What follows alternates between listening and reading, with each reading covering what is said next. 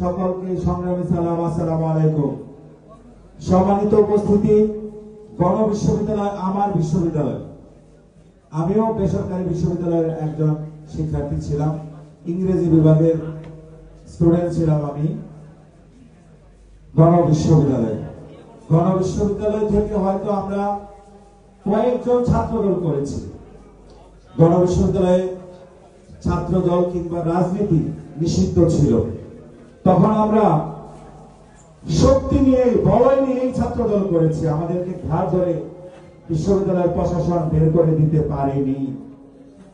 এখন গণ বিশ্ববিদ্যালয়ে নতুন নেতৃত্ব, নবগঠিত কমিটিতে যারা আসবেন, আপনাদের কাছে বিনয়ের সাথে আহ্বান করছি, আপনাদের প্রতি দৃষ্টি আকর্ষণ করছি, আপনারা যাতে বলিষ্ঠ নেতৃত্বের মাধ্যমে বাংলাদেশ জাতীয়তাবাদী ছাত্র দলের স্লোগান, শহীদ রাষ্ট্রপতি জিয়াউর রহমানের স্লোগান, দেশনায়ক জনাব তারেক রহমানের স্লোগান, দেশনেত্রী বেগম খালেদা জিয়ার স্লোগান আপনারা গণ বিশ্ববিদ্যালয়ের ক্যাম্পাসের ভেতরে দিতে পারেন। বিশ্ববিদ্যালয়ের বাইরে রাজনীতি করলেই চলবে না, ভেতরেও রাজনীতি আছে। একটা চক্র আছে, একটা মহল আছে, 5 আগস্টের পরে তারা অনেক বড় রাজনীতিবিদ দাবি করে নিজেদেরকে। কিছু হলেই তারা সামাজিক যোগাযোগ মাধ্যমে আমাদের ছাত্র দলের নেতৃবৃন্দদের নামে, বিএনপির নেতাকর্মীদের নামে মিথ্যা প্রপাগান্ডা ছড়ায়। কিন্তু তারা জানে না, এই মিথ্যা প্রপাগান্ডা ছড়িয়ে বিএনপির জনপ্রিয়তা তারা কোনোদিনও শেষ করতে পারবে না।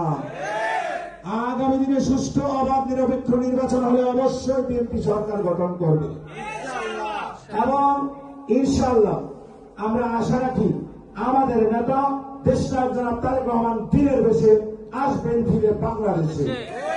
এটা তো আমরা মনে করে বিশ্বাস করি এবং আমাদের বিএনপিকে প্রত্যেকটি আসনে, বাংলাদেশের প্রত্যেকটি আসনে যদি বিপুল ভোটে জয়যুক্ত করতে চাই, তাহলে অবশ্যই আমাদেরকে লক্ষ্য রাখতে হবে আমাদের কর্মকাণ্ডে, আমাদের ব্যবহারে, আমাদের চলাফেরায় যাতে কোনো ভুল ত্রুটি না হয়। বিশেষ করে আমি গণ বিশ্ববিদ্যালয় এবং এশিয়ান ইউনিভার্সিটির সকল শিক্ষার্থীদের প্রতি আহ্বান করব, আপনারা কখনো চাঁদাবাজির সাথে সম্পৃক্ত হবেন না।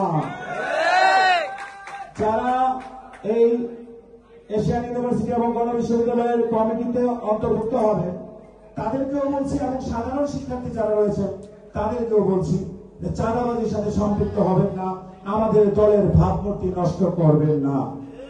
সেই সাথে আপনাদেরকে অবগত করছি যে আমাদের ভাই, ছাত্র দলের ভাই, তাই না, জাহিদুল ইসলাম পারভেজ, তাকে নৃশংসভাবে হত্যা করা হয়েছে। তার বিচারের দাবিতে আমরা মিছিল করেছি, বিক্ষোভ করেছি। আবার কিছুদিন পরে দেখা গেল শাহরিয়ার আলম সাম্যকেও আবার হত্যা করা হয়েছে। তাহলে কি আমরা ধরে নিব না যে একের পর একটি মহল, দুষ্কৃতকারীরা, ষড়যন্ত্রকারীরা টার্গেট করে করে ছাত্র দলের ভাইদেরকে হত্যা করছে? আমি আজকে এই কর্মী সম্মেলন থেকে ঘোষণা দিচ্ছি, আর যদি আমাদের কোন একজন ভাইকেও হত্যা করা হয় কিংবা আমাদের ছাত্র দলের কিংবা সাধারণ শিক্ষার্থীদের উপর কোন হামলা করা হয় সন্ত্রাসীদের দ্বারা, তাহলে কিন্তু ঢাকার রাজপথ আমরা উত্তপ্ত করে ফেলব ছাত্র দলের নেতৃত্বে। প্রিয় বন্ধুগণ, আপনারা জানেন এই জুলাই আগস্ট আন্দোলনে বেসরকারি বিশ্ববিদ্যালয়ের ছাত্র দলের অগ্রণী ভূমিকা ছিল, আমরা এটা মনে প্রাণে বিশ্বাস করি। বেসরকারি বিশ্ববিদ্যালয়ের ছাত্র দলের নেতৃবৃন্দ, ঢাকা বিশ্ববিদ্যালয়ের ছাত্র দলের নেতৃবৃন্দ এবং জেলা পর্যায়ের, উপজেলা পর্যায়ের ছাত্র দলের নেতৃবৃন্দ কিন্তু এই জুলাই আগস্ট আন্দোলনে আমরা কিন্তু অগ্রণী ভূমিকা রেখেছি। কিন্তু একটা মহল এই কথা স্বীকার করতে আগ্রহী নন। তারা বিশ্বাস করে তারাই সব করেছে, তারাই হাসিনাকে তাড়িয়েছে, ছাত্র দলের কোনো অবদান নেই, তারা এইটা মনে করে। কিন্তু ছাত্র দল, বিএনপি, স্বেচ্ছাসেবক দল, মূল দলের নেতৃবৃন্দ যদি, এই বেসরকারি বিশ্ববিদ্যালয়ের ছাত্র দল নেতৃবৃন্দ যদি, ঢাকা বিশ্ববিদ্যালয়ের ছাত্র দল নেতৃবৃন্দ যদি, জেলা পর্যায়ের ছাত্র দলের নেতৃবৃন্দ যদি আমরা এই আন্দোলনে যোগদান না করতাম, তাহলে হাসিনাকে এত তাড়াতাড়ি বিদায় করা সম্ভব হতো না বলে বিশ্বাস করি। হাসিনাকে পতন ঘটানোর পেছনে ছাত্র দলের অনেক অবদান রয়েছে। প্রিয় নেতৃবৃন্দ,